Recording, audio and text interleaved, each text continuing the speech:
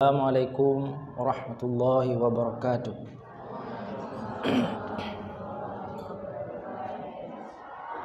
Alhamdulillahi rabbil alamin. Wa bihi nasta'inu ala umuri dunya waddin. Ashhadu an la ilaha illallah al-malikul haqqul mubin. Wa ashhadu anna Muhammadan abduhu wa rasuluh sadiqul wa'dil amin. Allahumma salli wa sallim ala nabiyil karim Sayyidina wa habibina Muhammad wa ala alihi wa sahbihi ajma'in.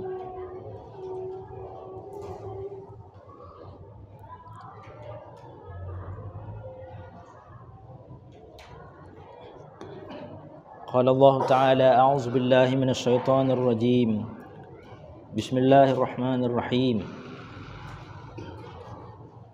Ya ayyuhalladzina amanu idza qila lakum tafassahu fil majalisi fafsahu yafsahillahu lakum wa idza qila inshuzu fanshuzu yarfa'illahu alladhina amanu minkum walladhina utul ilma darajat wallahu bima ta'maluna khabir. Sadaqallahul azim. Amma ba'du, yang terhormat Bapak Kepala Sekolah SMP Muhammadiyah Kota Langsa, Bapak Wakil Kepala Sekolah, para Dewan Guru, Bapak-bapak dan Ibu-ibu semuanya yang telah hadir pada majelis pengajian pagi Jumat hari yang berbahagia ini.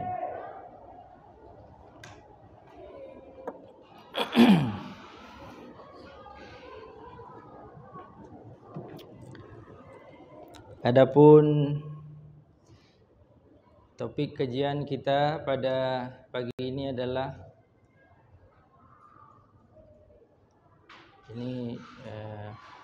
mungkin topiknya tidak terlalu serius ya.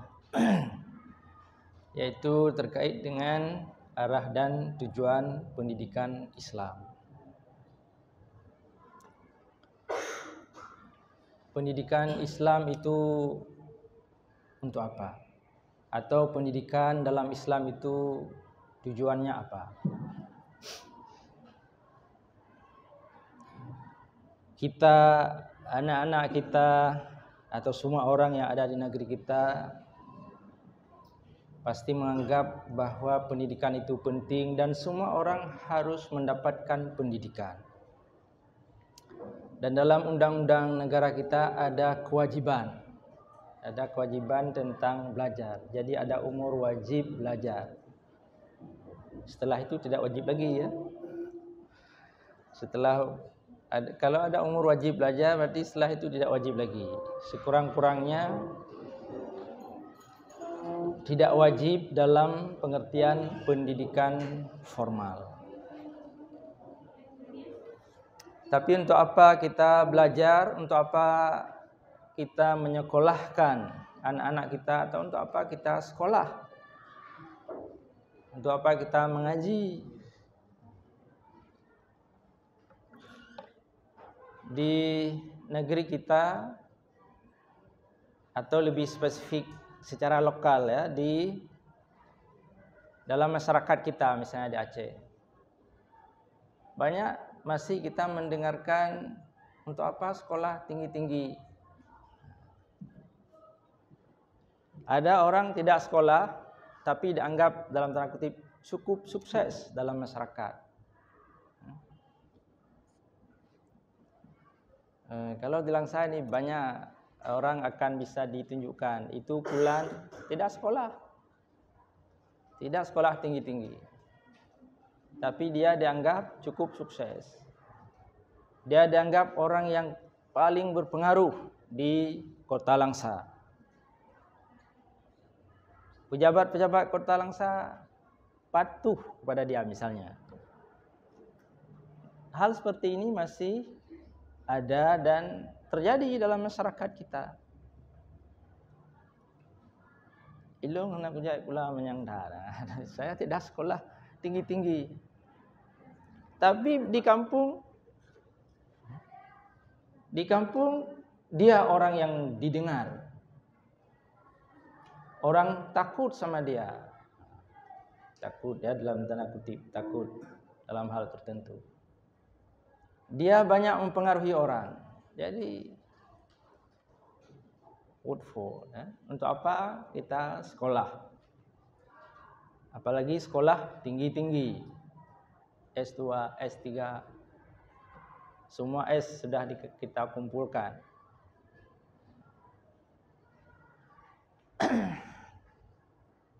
Apakah dalam Islam ada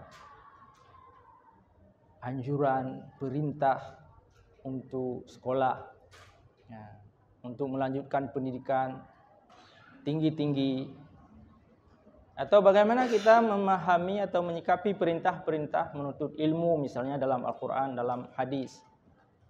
Atau untuk apa semua itu? Nah, inilah yang kita coba diskusikan pada kesempatan yang berbahagia ini.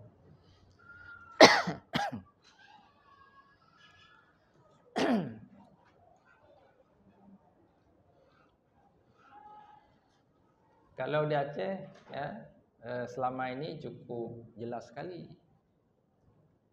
Orang dalam bahasa Aceh dibilang begini, ika uji kaji ke upati, naik gula. Jelas dan konkret contohnya. Ji kaji upati, wakil upati, naik gula.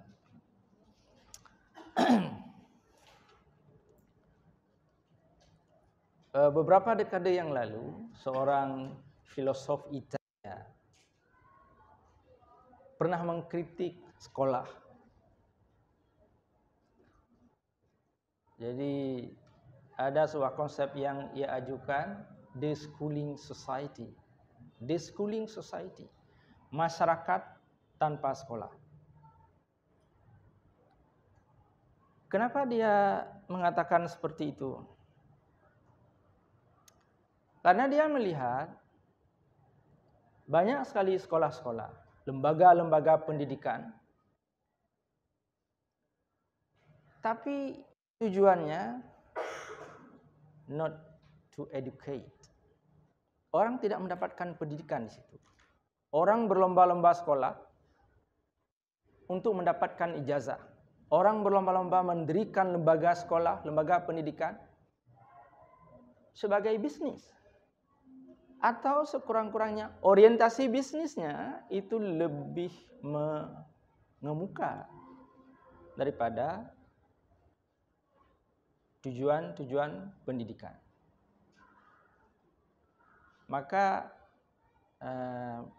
dia mengatakan, dia menggagas agar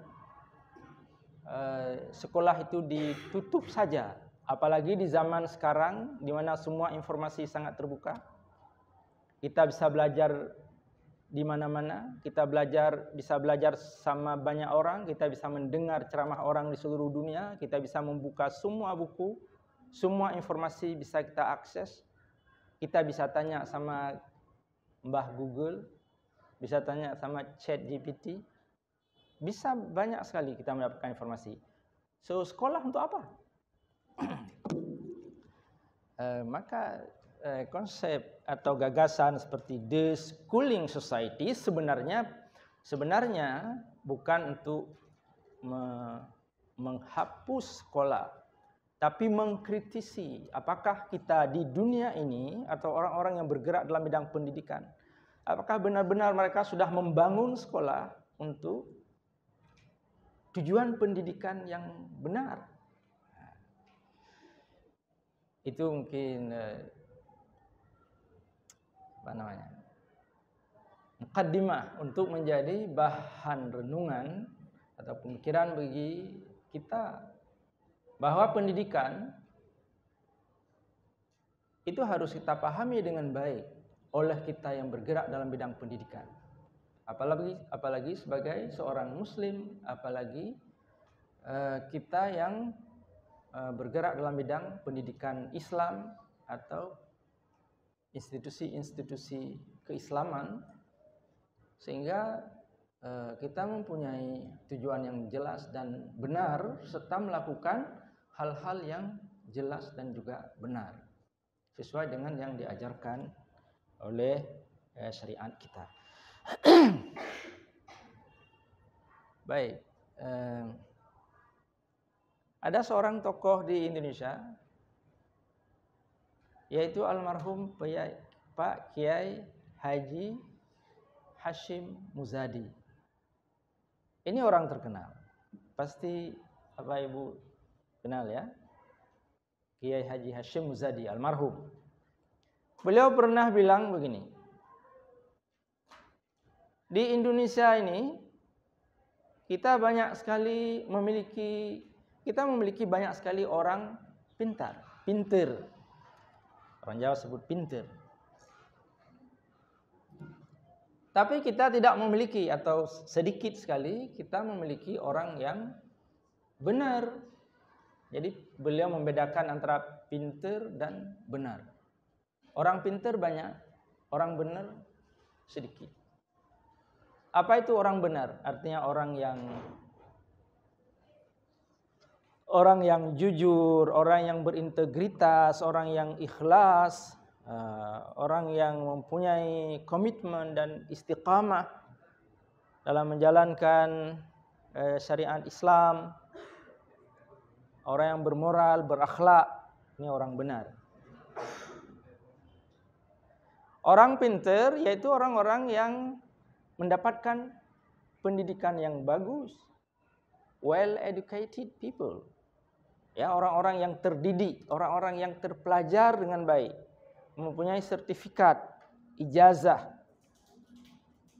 S1, S2, S3, pelatihan ini, pelatihan itu, cukup banyak. Itu orang-orang pintar, orang-orang cerdas.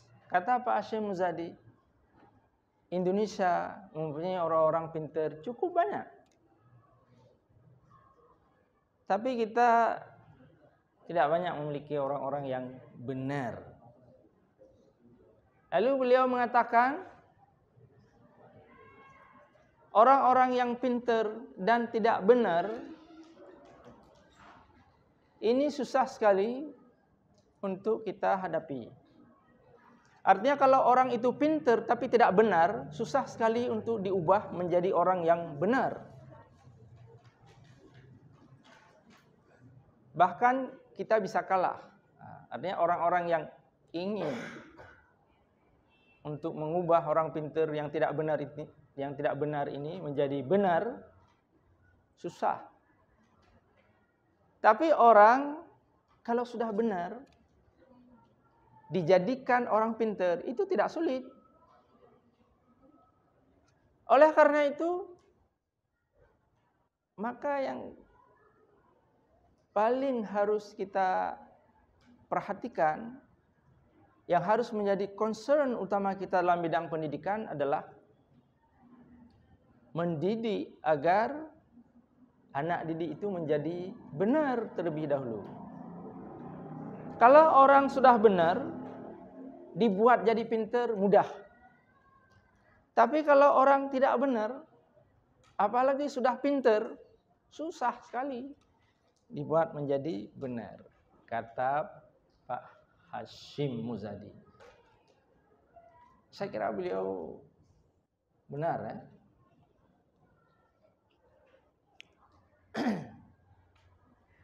Kemudian coba kita lihat fenomena lain. Ada kawan-kawan kami yang kuliah di Australia yang menceritakan bahwa guru-guru atau orang-orang tua, ibu-ibu di Australia itu tidak begitu susah misalnya anak-anaknya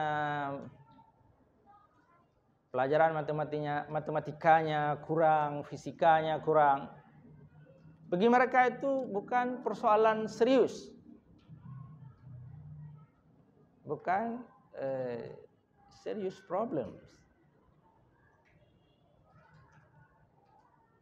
Tidak menjadi persoalan yang menggelisahkan sekali. Matematika, fisika, sains. Walaupun mereka sangat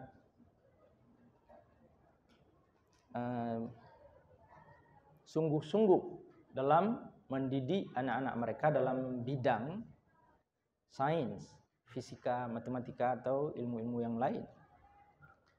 Tapi mereka lebih gelisah kalau misalnya anak-anak itu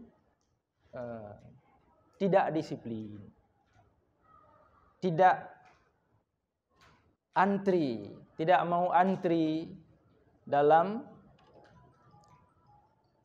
ketika ada antrian misalnya. Jadi kalau anak-anak itu sangat diperhatikan oleh orang tuanya, oleh guru pada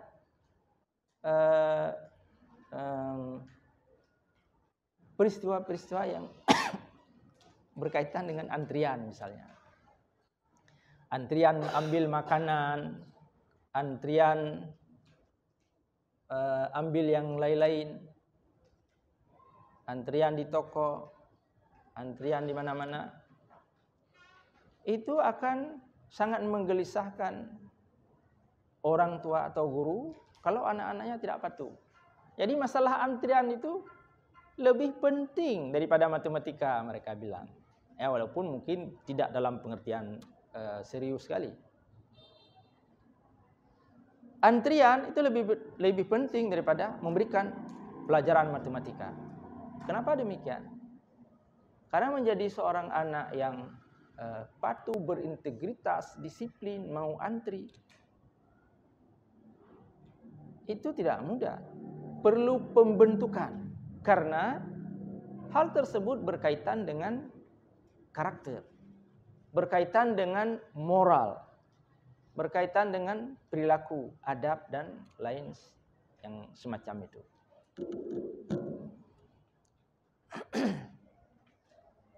Jadi ini sangat sangat kuat sebenarnya keterkaitannya dengan relevansinya dengan apa yang dikatakan oleh Pak Hashim Muzadi tadi. Nah, bahwa pendidikan, terutama sekali pendidikan untuk anak-anak itu, harus diorientasikan pada pembentukan karakter. Ini sangat utama sekali, ini sangat penting sekali. Jadi seorang ibu misalnya di Australia atau seorang guru akan sangat marah anak-anak itu tidak mau antri misalnya, ketimbang anak-anak itu tidak bagus nilai matematikanya. Kalau kita lihat di Indonesia, antrian itu kadang-kadang kita menganggap sepele, ya. Tapi di Jakarta atau di tempat-tempat tertentu, kita baca di media massa, ada orang yang meninggal dalam masalah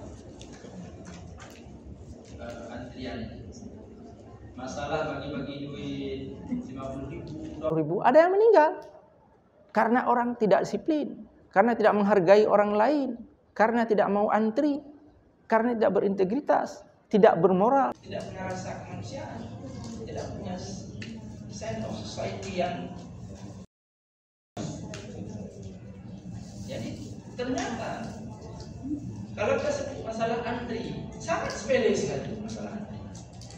Tapi dalam kenyataannya di Indonesia ada orang yang meninggal gara-gara berebut duit 20.000, 50.000. Nah, ini kan masalah antri. Oleh karena itu tidak heran dan tidak aneh ketika ada guru atau ibu-ibu di Australia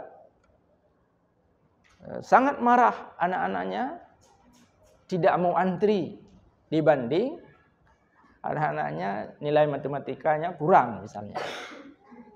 Ini kalau kita lihat sepele, tapi kalau kita mencoba memahami dan mencerna dengan baik, itu tidak sepele. Oleh karena itu, cobalah kita pada kesempatan ini kita lihat sebenarnya Al-Quran itu mengajarkan pendidikan itu bagaimana.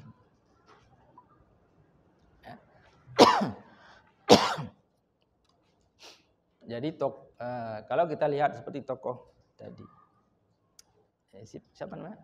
Ivan Illich, seorang filosof Italia yang mengemukakan konsep the schooling society, masyarakat tanpa sekolah, sebab dia sangat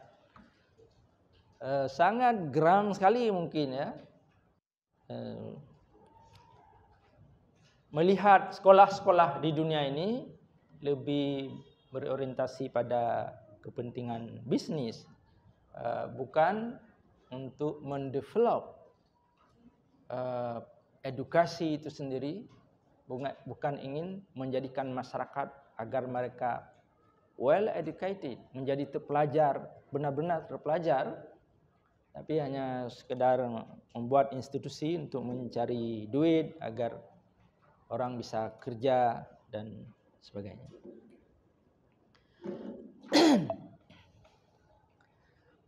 Baik, kalau kita bicara tentang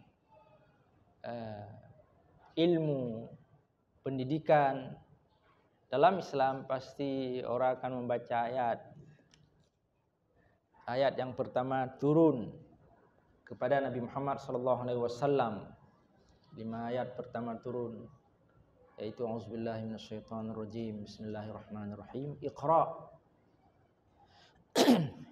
Iqra bismi rabbikal ladzi khalaq, khalaqal insana min 'alaq, Iqra wa rabbukal akram, alladzi 'allama bil qalam, 'allamal insana ma lam ya'lam.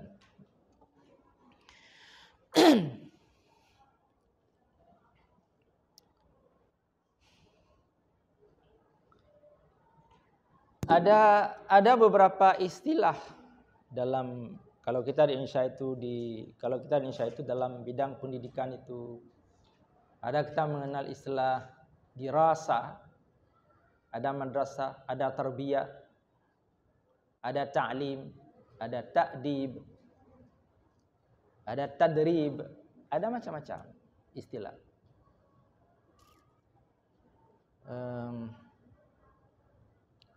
Kalau ta'lim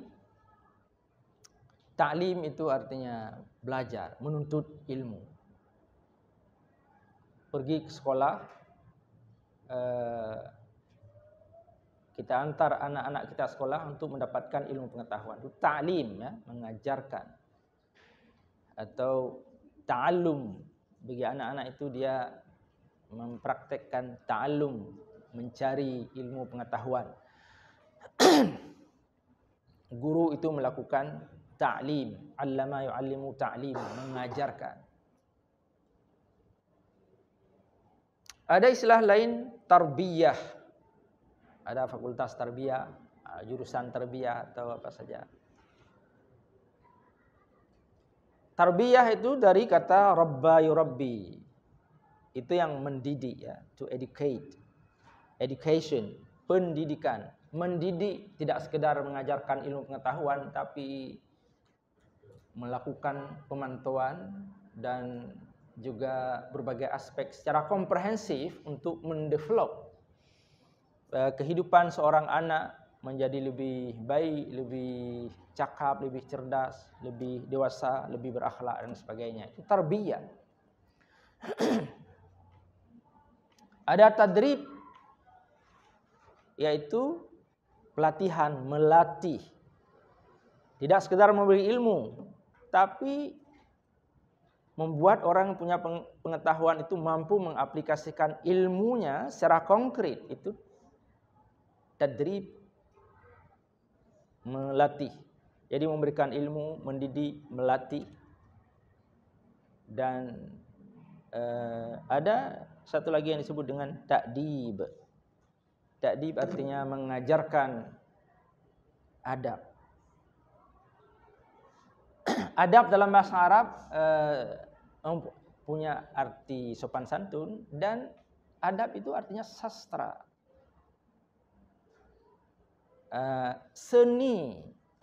Seni dalam berkomunikasi, seni dalam berbahasa, seni dalam menjalin hubungan, termasuk seni dalam mengajar, seni dalam memberikan ilmu pengetahuan, seni dalam melatih, semua itu termasuk ta'dib. Jadi ilmu tentang ta'dib itu sangat luas sekali. Tapi yang intinya adalah the arts, ya. Arts of education, arts of ta'lim, arts of ta'dib. Jadi kemampuan seorang guru dalam melakukan proses belajar mengajar, proses pelatihan, harus memiliki seni. Seni inilah sebenarnya yang disebut dengan ta'dib. Jadi pendidikan dalam Islam itu prosesnya sebenarnya sangat komprehensif sekali. Islam melihat dari berbagai sisi agar proses pendidikan itu betul-betul dilakukan secara maksimal dan mencapai tujuan serta target-targetnya yang juga maksimal. Baik, tapi untuk apa? Untuk apa pendidikan itu? Untuk apa kita sekolah seperti tadi? Untuk apa kita pergi pesantren?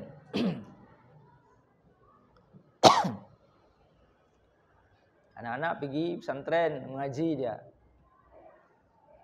Pulang ke rumah tidak tahu buat apa-apa. Tidur aja dia. Ai buka ai lomba di kahai dia buat pesantren. Jadi ber di pesantren wau rumah jahana hidup pura-pura. Jadi kebanyakan anak-anak seperti itu. Ini karena pendidikan itu tidak komprehensif. Baik. Kalau kita melihat ayat tadi, apa yang diperintahkan oleh ayat tadi? Yaitu Iqra bismi rabbikal ladzi khalaq, khalaqal insana min 'alaq, Iqra wa rabbukal akram alladzi 'allama bil qalam, 'allamal insana ma lam ya'lam.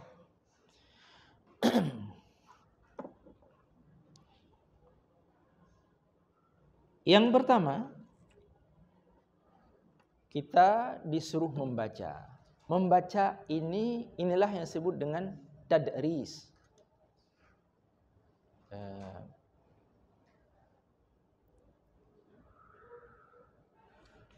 Seperti dalam Al-Quran disebutkan tentang orang-orang ahlul kitab yang yatadarasunahu, orang-orang yang mempelajari Alkitab. Ini adalah tadris. Membaca itu termasuk tadris.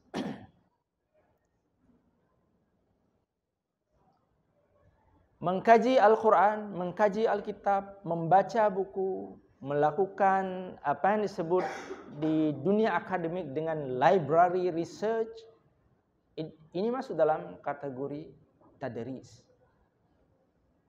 Jadi perintah Iqra itu sebenarnya tadris. Tadris ini untuk apa? Tadris ini adalah untuk membuat seseorang kaya dalam bidang wawasan. Untuk menjadikan seseorang well informed. Menjadikan seseorang mendapatkan atau memiliki informasi penting di sekitarnya serta terhadap hal-hal yang mungkin akan menimpa dirinya. Ini tadris.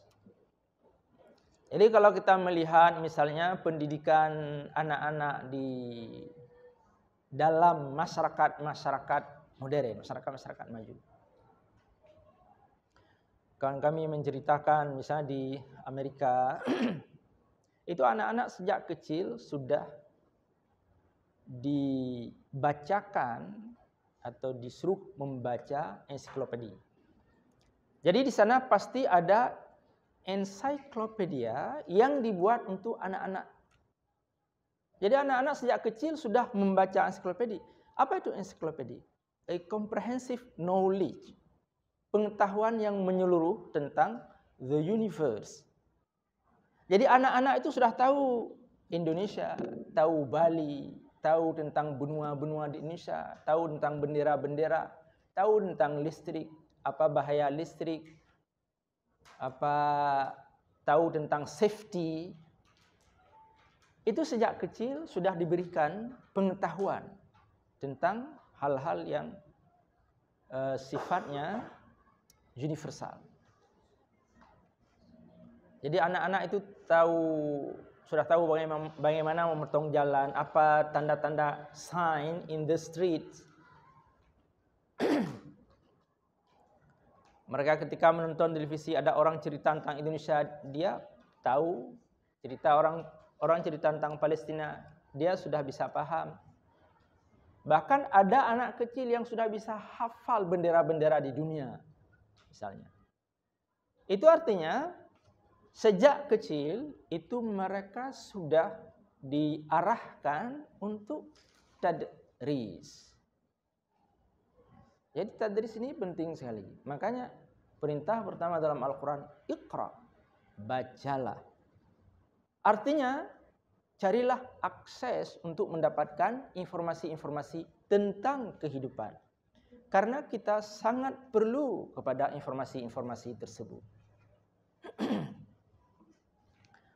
Misalnya orang ketika mau menikah perlu baca buku-buku tentang pernikahan misalnya. Tentang suami istri.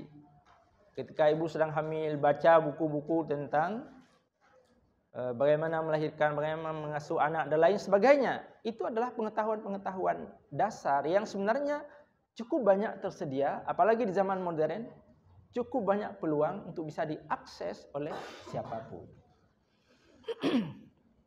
Maka Quran mewajibkan tadris itu. Quran memerintahkan pertama sekali bacalah. Bacalah. Iqra so you will be well informed. Bacalah. Dengan demikian Anda akan menjadi orang yang berwawasan.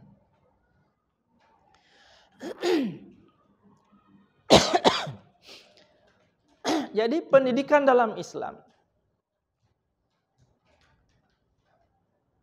tujuannya adalah agar kita bisa menjalani hidup ini dengan baik, benar, dan penuh dengan keselamatan. Bukan hanya keselamatan akhirat, keselamatan dunia.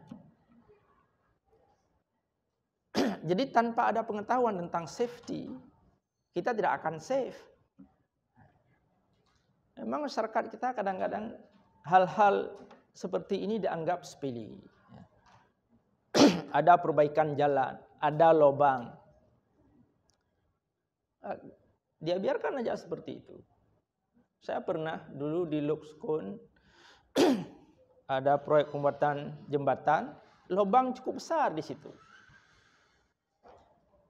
Tapi pemegang proyek atau pelaksana proyek itu tidak memikirkan safety. Saya pernah lewat pulang ke Luxmai. Lalu saya balik lagi. Waktu saya balik, saya lihat sudah ada satu mobil. Saya nggak teringat lagi mobil apa, nggak nampak. Saya lihat ada sebuah nampaknya mobil baru, mobil mewah yang sudah masuk ke dalam lubang tersebut. Ini menunjukkan betapa safety kita sangat jarang sekali. Ada banyak orang meninggal karena tersengat listrik. Ada orang tua seorang petugas di sekolah meninggal karena tersengat listrik. Dia pegang, dia colok tangannya ke dalam tempat pasang lampu listrik ya. Ada di lorong saya itu seorang bapak-bapak lumpuh karena dia mau perbaiki kabel listrik. Ya, perbaiki kabel listrik. Dia menggunakan tang. Tahu kan tang? Tapi tang yang dia pegang itu tang yang ada di tempat yang biasa disimpan di sepeda motor kan? Tang besi. Bukan besi tang. Ada besi tang. Ini tang besi. Jadi dia mengira bahwa nyo karena natang Mak Jarod, dia peganglah kawat listrik itu pakai tang itu. Akhirnya terpelanting ke bawah. Dia pernah cerita sama saya. Bang Aida long. Long fikir saya kata matang kaje. Rupanya bukan persoalan ada tang atau tidak ada tang. Persoalan safety-nya, persoalan ada yang membalut besi itu, yang melapisinya dengan sesuatu yang tidak mengantarkan aliran listrik. Kan itu sebenarnya. Tapi karena tidak ada pengetahuan, bisa terjadi seperti itu. Jadi dalam masyarakat modern, hal seperti itu dari anak kecil sudah ditadriskan, sudah dibacakan atau sudah disuruh baca. Makanya ada encyclopedia for children. Ada ensiklopedia untuk anak-anak. Anak-anak itu disuruh baca ensiklopedia. Ini kita lihat kenapa mereka menjadi masyarakat yang maju. Dan kalau kita lihat di dunia ini sudah sangat banyak orang memperhatikannya atau menceritakannya. Masyarakat maju itu adalah masyarakat yang paling banyak membaca.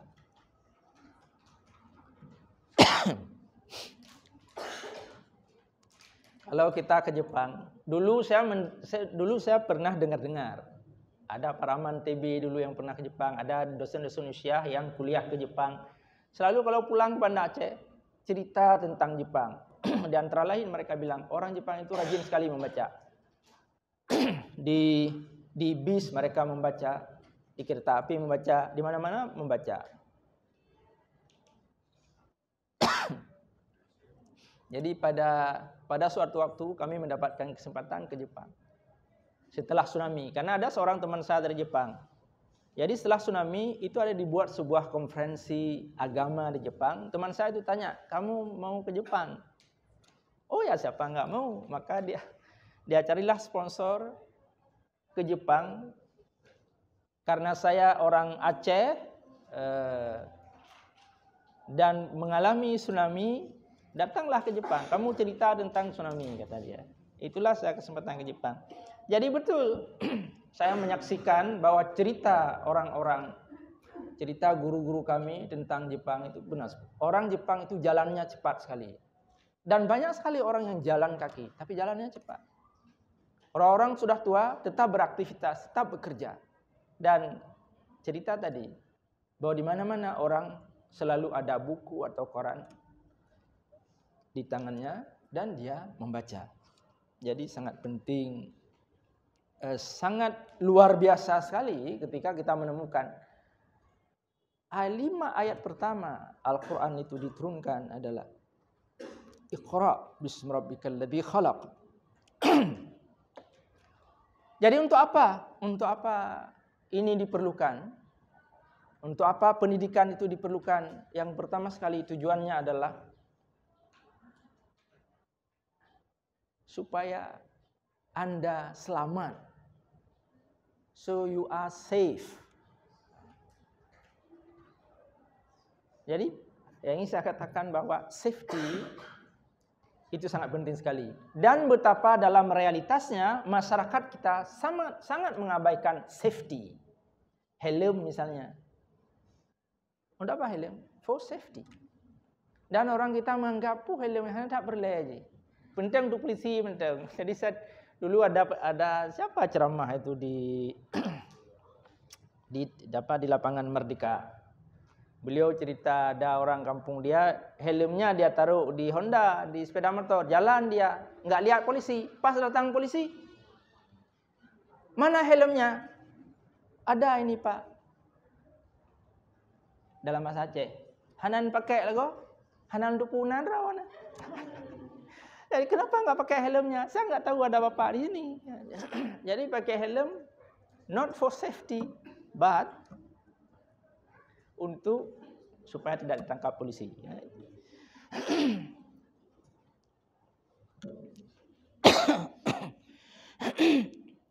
Jadi Al-Quran diturunkan oleh Allah Subhanahu wa Ta'ala untuk menyelamatkan manusia dunia dan akhirat. Dengan membaca, kita tahu apa yang terjadi di sekitar kita. Kita mendapatkan informasi apa yang mungkin terjadi.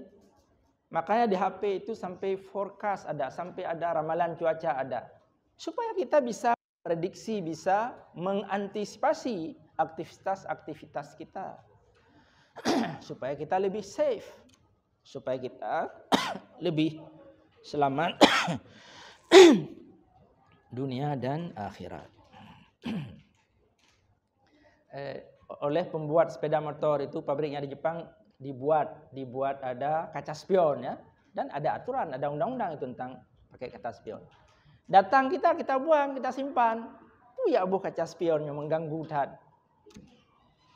Padahal itu sangat penting sekali. Dan kadang-kadang kita tidak peduli. Buktinya apa? Ada orang lampu sainnya ke kanan, dia belok ke kiri. Ini kan dia tak peduli tentang safety itu.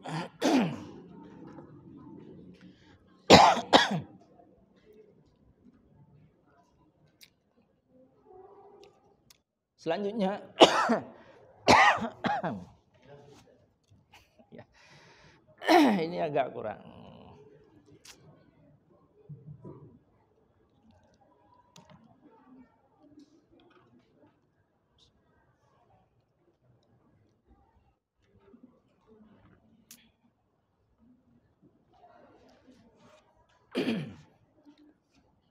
Allah Subhanahu wa Ta'ala menyebutkan dalam ayat tersebut bukan hanya Iqra, tapi Iqra bismi rabbika alladzi khalaq. Bacalah dengan nama Tuhanmu yang telah menciptakan kamu. Yang telah menciptakan, bukan menciptakan kamu. Tuhanmu yang telah menciptakan.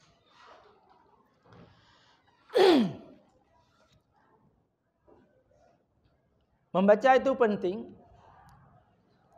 tapi membaca dengan sebuah kesadaran spiritual, itulah yang ingin ditekankan oleh Al-Quran kepada kita.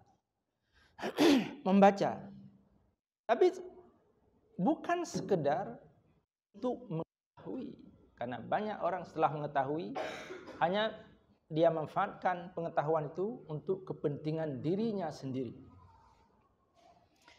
Tapi Islam mengajarkan kita membaca harus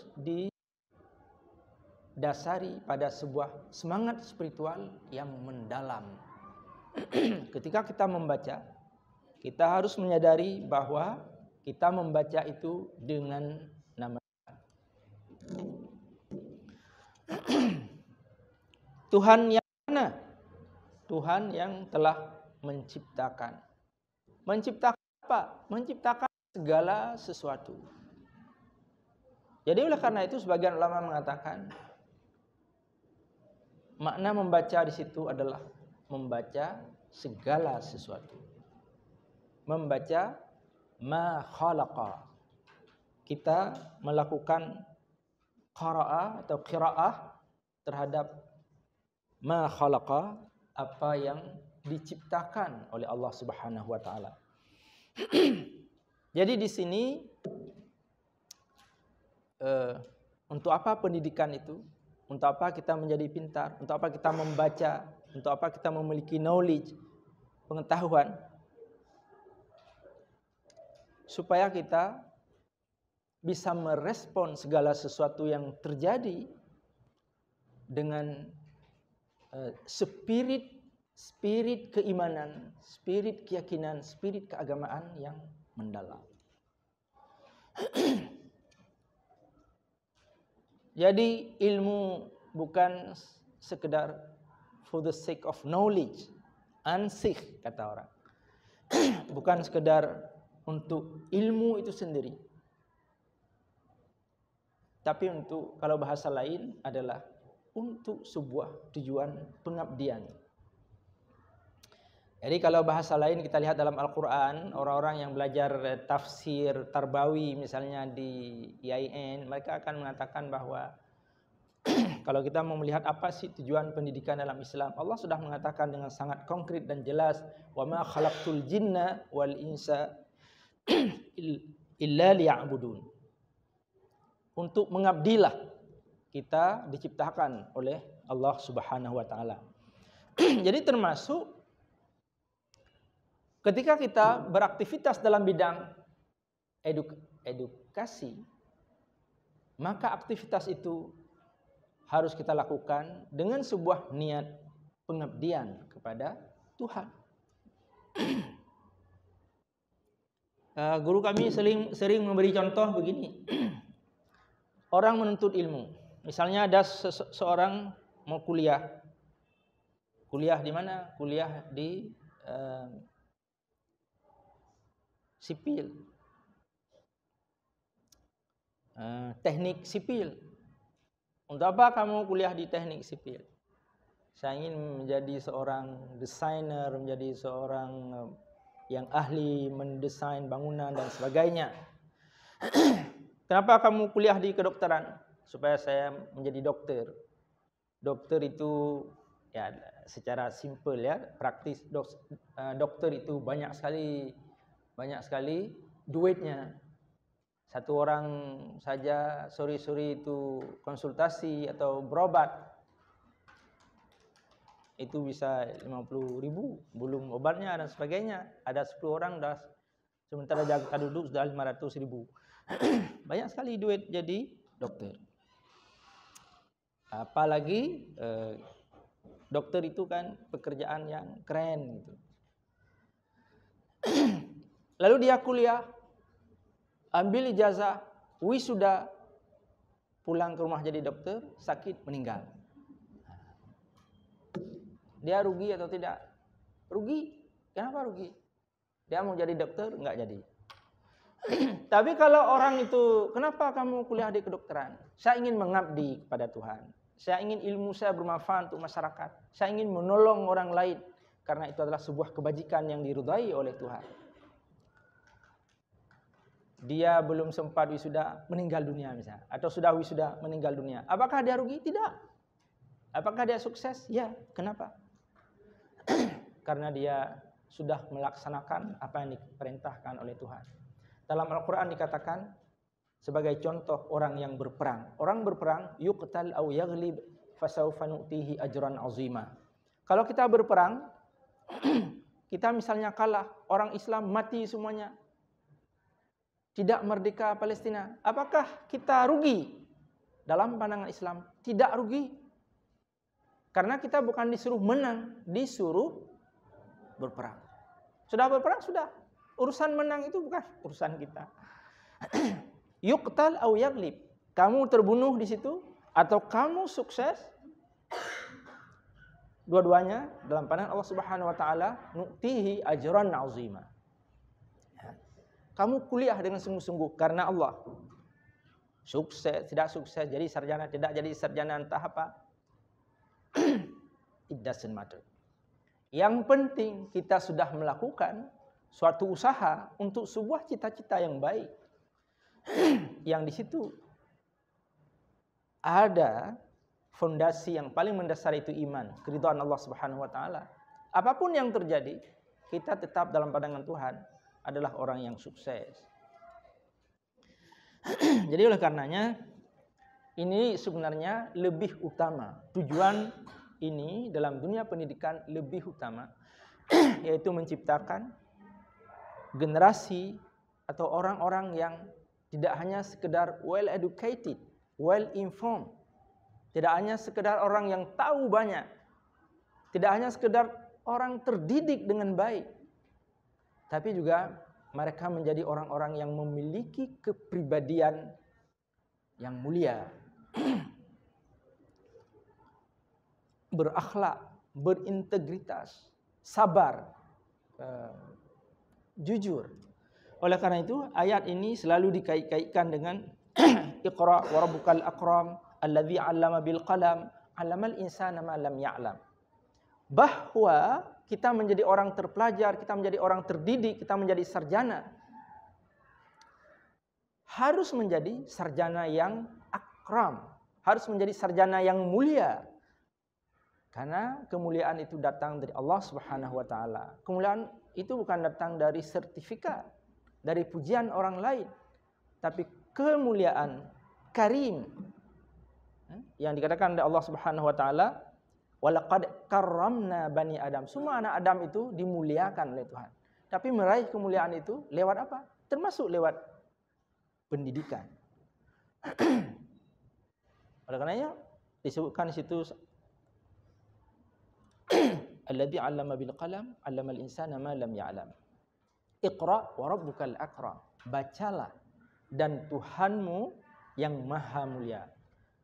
Jadi pendidikan dalam Islam itu selalu diarahkan kepada pembentukan akhlak, pembentukan karakter, pendalaman kesadaran spiritual. Dan semua itu bisa diraih lewat edukasi, lewat pendidikan. Jadi seseorang sebenarnya kalau sudah mendasari pendidikannya pada dasar agama, maka semakin tinggi pengetahuannya akan semakin mendekatkan orang itu kepada Tuhan. Tapi kalau tidak berdasarkan agama, semakin tinggi pendidikan, bisa jadi orang itu semakin sombong dan semakin jauh dari Tuhan. Dan akan melakukan kegiatan-kegiatan yang justru menimbulkan destruksi dalam kehidupan masyarakat. Saya kira demikian ya. Demikian yang dapat kami sampaikan.